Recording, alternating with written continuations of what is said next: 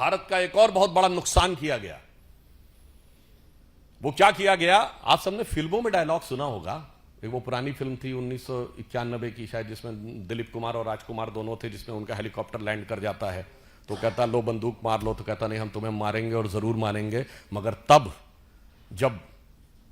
बंदूक भी हमारी होगी, गोली भी हमारी होगी, इलाका भी हमारा होगा और वक्त भी हमारा होगा। ये डायलॉग सिर्फ फिल्मों में सुना होगा,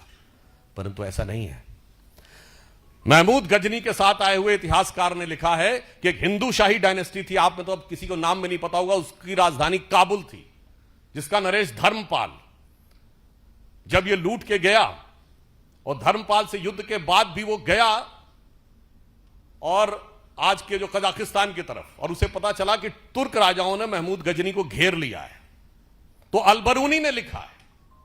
अलबरूनी ने लिखा है, क्या लिखा? उसने कहा जब घेर लिया है तो वो धर्मपाल उसको कहता है कि मैं 2000 घुड़सवार, 10,000 सैनिक और 100 हाथियों के साथ तुम्हारी मदद करने को आने को तैयार हूं,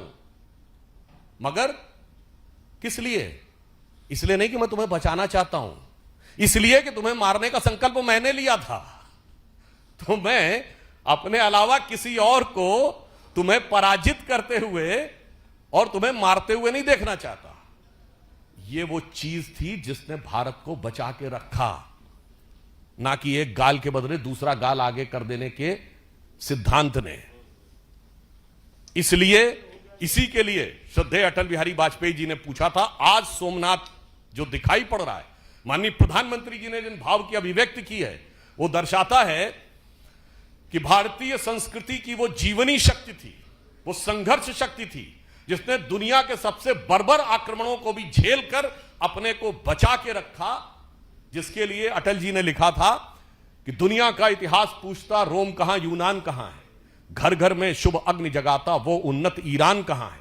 दीप बुझे पश्चिमी जगत के छाया जब बर्बर अंधियारा, तभी चीर कर तम की छाती चमका हिंदुस्तान हमारा। और जो चमक थी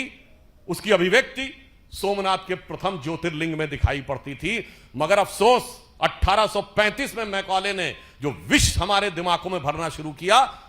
2035 में प्रधानमंत्री जी ने कहा उस विष से मुक्त करनी है, उस विष का बहुत बड़ी विष बेल को काटने का प्रतीक सोमनाथ का मंदिर था।